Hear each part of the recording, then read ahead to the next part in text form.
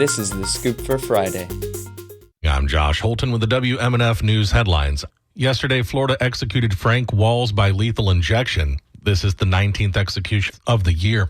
WMNF's Leah Burdick reports how Floridians for Alternatives to the Death Penalty is upset with these executions.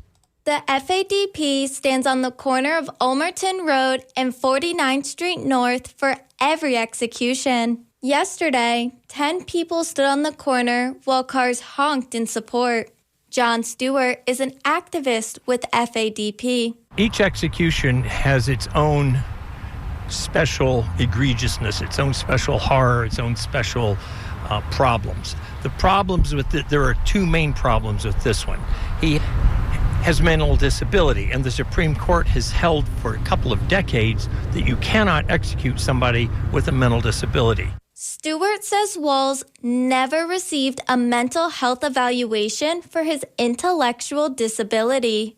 Demonstrator Mark Elliott is upset about the drug use for these executions. The execution drugs, it's come out that they've been using expired drugs, most likely, and short changing the amount of drugs they're supposed to administer.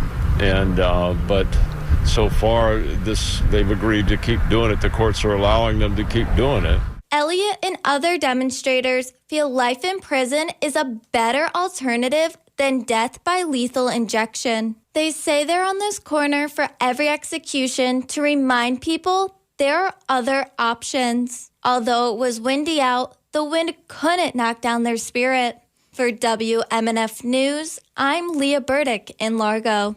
The Tampa City Council has voted down an ordinance that would ban wheelies and large groups of bikers on the Tampa Riverwalk, Bayshore, and other trails. WMNF's Chris Young reports public response during yesterday's meeting was mostly against the ordinance, citing potential racial profiling and a lack of data.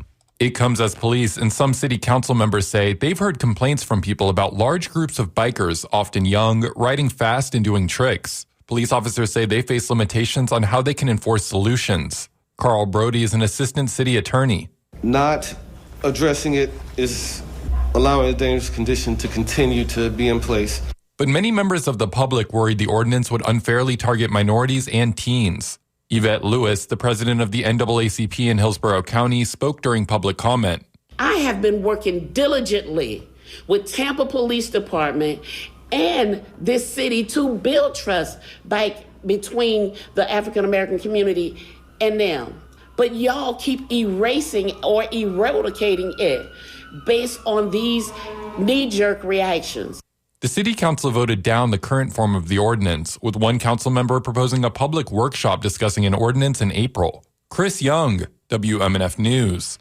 6 appellate judges appointed by Governor Ron DeSantis, 2 circuit judges, and 2 lawyers have applied to fill a vacancy on the Florida Supreme Court, according to a nominating commission that will review the candidates and make recommendations to the governor. The slate of applicants are seeking to replace Justice Charles Kennedy, the court's longest-serving current member. Kennedy's departure will give Governor Ron DeSantis, who has appointed 5 of the 7 current justices, an opportunity to place another jurist on the state's highest court. Interviews are scheduled to take place in Tampa on December 29th, according to information distributed by the Florida Bar. Kennedy, whose wife, Republican State Representative Jennifer Kennedy of Lakeland, is in line to become State House Speaker in 2028, announced last month that he is leaving the bench next month to join the University of Florida as director of the Hamilton School for Classical and Civic Education. Legislation filed yesterday would set guidelines for local government rules involving the materials used for drinking straws and stirrers. The bill would require local governments enacting straw regulations to opt for ones that are renewable, home compostable certified, industrial compostable certified, and marine biodegradable. The measure was filed for the legislative session that begins January 13th. A widely cited 2023 study by the University of Antwerp found PFAS, also known as forever chemicals, in many straws. Many companies have replaced plastic straws with paper or plant-based straws due to environmental concerns. Florida cities including Orlando, West Palm Beach, Miami Beach, and Fort Lauderdale over the past decade have banned single-use plastic straws by businesses or at city-owned venues, parks, and events.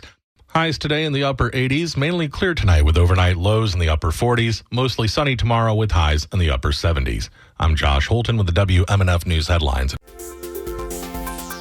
This is The Scoop, recorded at WMNF Tampa.